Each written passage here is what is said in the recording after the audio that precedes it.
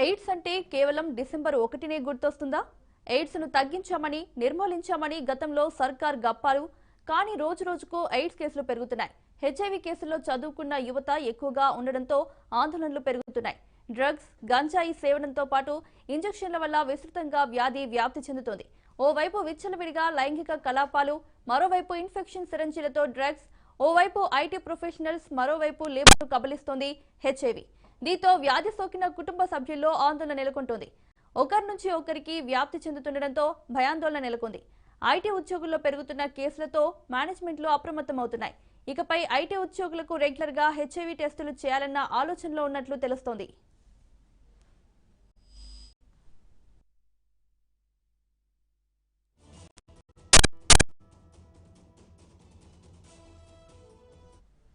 ప్రతి సంవత్సరం డిసెంబర్ 1 వచ్చేసరికి మనకి ఒక్కసారిగా గుర్తొచ్చే పేరు ఎయిడ్స్. రెడ్ రిబ్బన్ ఫోటోస్, సెమినార్లు, క్యాంప్స్, స్టేట్మెంట్లు, జాగ్రత్తలు పాటించండి పోస్టర్లు, ఆ రోజంతా ఎక్కడ చూసినా అవగాహన మాటలే. మరి డిసెంబర్ 2 వచ్చేసరికి అన్ని మర్చిపోయి జీవితం మళ్ళీ అదే వేగంలో, అదే నిర్లక్ష్యంలో. కానీ వైరస్ మాత్రం మర్చిపోదు.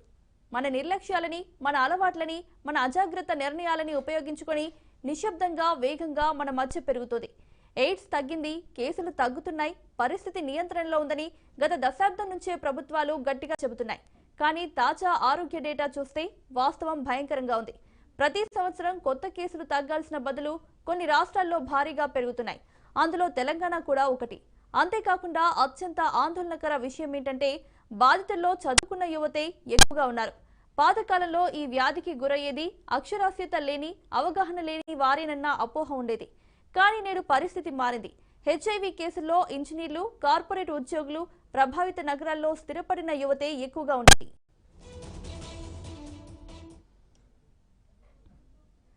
అయితే చదువుకున్న వారిలో హెచ్ఐవి ఎక్కువగా ఎందుకు వ్యాప్తి చెందుతుందో ఓసారి పరిశీలిస్తే విచ్చలవిడిగా లైంగిక సంబంధాలు, డేటింగ్ యాప్స్ సంస్కృతి, కండోమ్ ఉపయోగంపై నిర్లక్ష్యం, నాకేం అవదనే మూర్ఖత్వం, ఇవి నేరుగా కారణాలైతే మరో రహస్య దారిగా డ్రగ్స్ సంస్కృతి. ఇటీవలి సంవత్సరాల్లో యువతలో మరొక ప్రమాదకర అలవాటు పెరిగింది.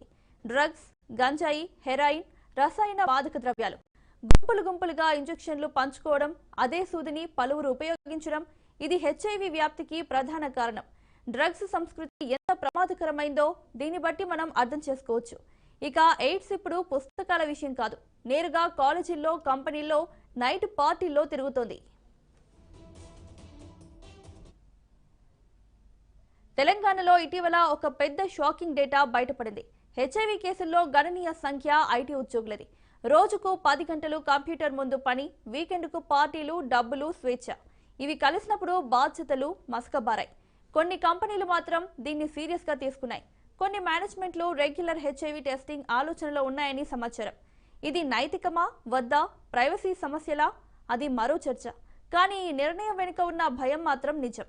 ఓవైపు ఐటీ, మరోవైపు లేబర్ వైరస్ కు వర్గం లేదు. ఇది ధనవంతుడో పేదవాడో చూడదు. ఒక సిరంజ్ నుండి, ఒక నిమిషపు బలహీనత నుండి, ఒక తప్పు నిర్ణయం నుండి ఈ వైరస్ ఎవరి జీవితానికైనా ప్రవేశించగలదు. నిర్మాణ రంగ కార్మికుల నుండి క్లబ్బుల్లో నైట్ లైఫ్ ఎంజాయ్ చేసే యువత వరకు వైరస్ వ్యాప్తి విస్తరిస్తుంది. అయితే ఒక్కరి తప్పు ఇంకొందరి జీవితాన్ని నాశనం చేస్తుంది. జాతీయ ఎయిడ్స్ నియంత్రణ సంస్థ విస్తుపోయే విషయాలను వెల్లడించింది.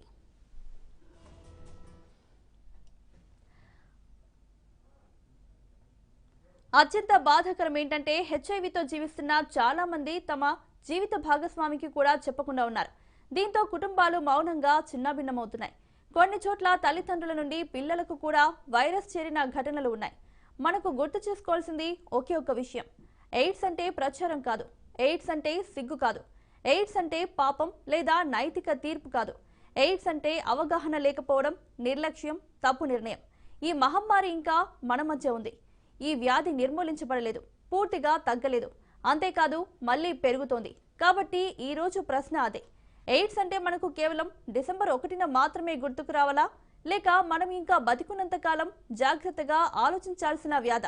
ఓసారి అందరూ ఆలోచించండి. Be careful.